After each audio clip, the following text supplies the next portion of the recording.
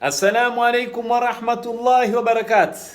Mwenyezi Mungu Subhanahu wa Ta'ala na Mtume sallallahu alaihi wasallam ametuamrisha ya kufanya na ya kutofanya, na haya yote ni kwa faida yetu sisi.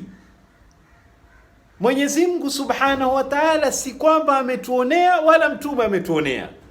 Nasaha iko hapa, mwanamke hufai kabisa, ni madhambi umwingize mtu ndani ya nyumba bila ya ruhusa ya mumeo, bila ya mumeo kujua, au pengine umemwingiza mtu mumeo hataki au hampendi mtu kama yule, ni madhambi.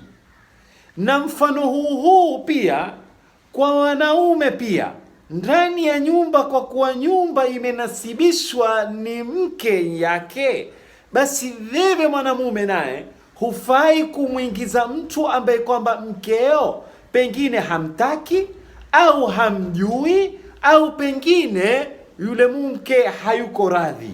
Na haya yote Mtume atufundisha kwa sababu tudhibiti zile ndoa zetu, si kwamba ametuonea. Lazima Mtume ajua kuna madhara lau tutaingiza watu majumbani bila amri ya waume zetu au amri ya wake zetu. Kwa hivyo hizi amri tuzifuateni za Mtume sallallahu alaihi wasallam, ziko faida ndani yake. Wassalamu alaikum wa rahmatullahi wa barakatuh.